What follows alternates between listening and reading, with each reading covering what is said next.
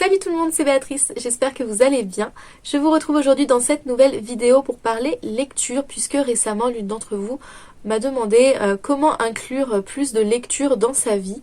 J'ai trouvé que c'était une question très intéressante et que ça méritait de faire une vidéo entièrement dédiée à ce sujet, puisque moi j'adore lire depuis toujours je crois. J'adore lire vraiment. J'ai eu des périodes où je lisais un petit peu moins, mais là depuis plusieurs années maintenant je me suis vraiment remise à la lecture et j'aime toujours autant ça.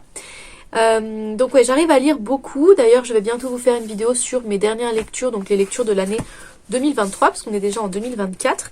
Donc ouais, je vais vous parler de tous les livres que j'ai lus ces derniers temps et qui m'ont plu.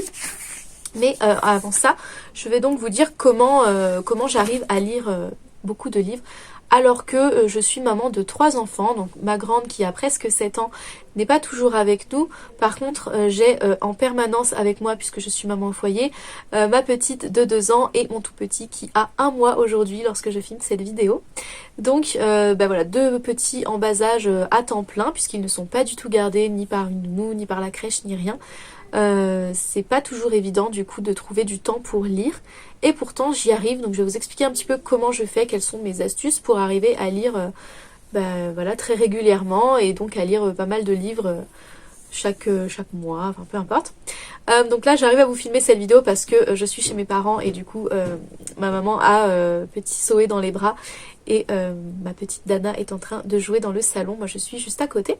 Alors, comment je fais pour inclure la lecture dans mon quotidien? Comment je fais pour lire beaucoup de livres? Je dirais que la première astuce, c'est d'avoir toujours un livre sur soi ou à proximité, parce que sinon c'est plus compliqué. Donc moi j'ai toujours un livre dans mon sac à main. À chaque fois que je m'en vais quelque part, j'emmène toujours un livre, voire même 2 si je suis à la fin du premier. Et j'ai toujours un livre près de moi sur le canapé, puisqu'en ce moment j'allaite très souvent Zoé, et parfois je l'allaite un bon moment, parfois il s'endort au sein, parfois Dana vient dormir à côté aussi. Donc voilà, j'ai toujours un livre à portée de main sur le canapé, comme ça je peux saisir un moment de sieste ou un moment de tété au calme pour pouvoir lire quelques pages. Et le fait d'avoir le livre dans le sac à main aussi, c'est très pratique parce que du coup je peux lire par exemple dans la salle d'attente. Tout à l'heure j'étais à la visite médicale des 2 ans pour Dana, et dans la salle d'attente j'ai pu lire mon livre parce que j'avais dans mon sac à main une feuille et des gommettes. Je les lui ai proposées, elle s'est installée sur la petite table pour faire ses petites gommettes, et moi j'ai pu lire juste derrière elle sur ma chaise parce que j'avais mon livre dans la salle d'attente. Je lis également beaucoup pendant les trajets. Moi je ne conduis pas, je suis passagère, donc je peux lire pendant les trajets, et voilà, dès que je peux j'en profite pour le faire, ça c'est chouette. Donc pensez-y si vous prenez des transports en commun par exemple. Comment je fais également pour avoir plus de temps pour lire? Eh bien je passe moins de temps sur les écrans. En fait, le temps que je pourrais passer devant une série, devant un film, devant des vidéos YouTube, je préfère le passer sur de la lecture. Alors parfois je regarde quand même des vidéos YouTube parce que j'aime bien ça. Beaucoup plus rarement je vais regarder un film parce que c'est un peu moins mon truc, et de toute façon avec les enfants c'est un peu compliqué pour nous de nous poser devant un film, c'est très rare. Là ce week-end, enfin hier pour moi du coup, dimanche, ma grande était avec nous et on a pu regarder Ratatouille. Pourtant c'est pas le plus court des Disney, hein, mais on a pu regarder Ratatouille puisque Dana s'était endormie. Elle a dormi pile toute la durée du film. Zoé dormait dans mes bras, donc c'était parfait, mais c'est extrêmement rare qu'on fasse ça. Et du coup c'est vrai que les temps comme ça un petit peu creux pendant lesquels je pourrais regarder un écran, finalement je préfère la plupart du temps utiliser ce temps là pour lire. Une autre astuce pour moi, c'est de lire plusieurs livres en même temps, parce que je sais que parfois je vais me mettre la pression à vouloir à tout prix terminer un livre, alors que en ce moment je sais pas, j'ai plus trop envie de le lire. Donc au lieu de me forcer à le finir pour en lire un autre, ce que j'aime bien faire, c'est alterner entre plusieurs livres. Donc généralement je vais en prendre un peu plus documentaire, voilà, qui va m'apprendre des choses, qui va vraiment venir parler d'un sujet précis, et puis je vais prendre un roman ou un témoignage, quelque chose voilà qui est plus dans le récit, qui est plus facile à lire. Parfois j'en ajoute même d'autres, ça me dérange pas qu'il y en ait 3, 4 ouverts en même temps. Après je veux pas en faire trop non plus, surtout en ce moment avec le manque de sommeil, je sens bien que je suis moins concentrée, donc je vais pas en lire beaucoup en même temps. Là j'ai un roman en cours et un roman un peu plus un livre un peu plus documentaire si on veut. J'ai remarqué que c'était vraiment bénéfique pour moi de ne pas me forcer à finir un livre pour en lire un autre. Après pour d'autres personnes ce sera le contraire et c'est pas forcément grave.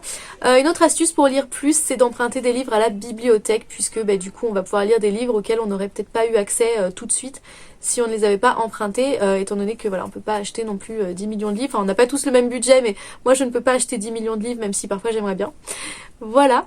Et puis sinon, on peut aussi ritualiser la lecture, se dire par exemple que tous les matins, à tel moment de sa journée, enfin ou à tel moment de sa routine, on va lire quelques pages. Ça peut être aussi de mettre un petit chrono, de se dire voilà, à tel moment de la journée, je lis pendant 10 minutes.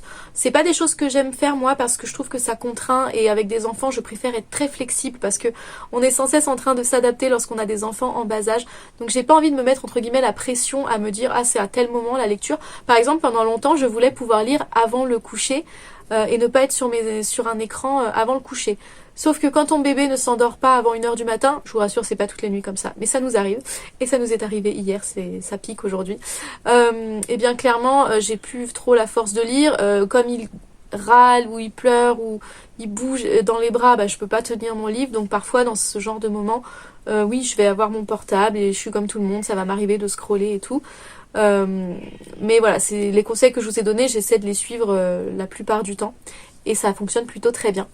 Mais voilà, je m'oblige pas à avoir un moment dédié à la lecture. Par contre, je saisis chaque moment possible pour lire. Voilà, je ne vais pas parler plus longtemps parce que j'entends mon petit bout qui commence à s'impatienter là-bas. Et de toute façon, je ne pense pas avoir vraiment d'autres astuces. Si jamais j'en ai d'autres, je vous les écris en barre d'infos ou en commentaire. De toute façon, vous pouvez me donner vous aussi vos petites astuces en commentaire. Je pense que ça peut être utile à plein de personnes. Et moi, je vous fais de très gros bisous et je vous dis à très bientôt pour une prochaine vidéo qui sera sûrement une vidéo sur mes lectures. Bye!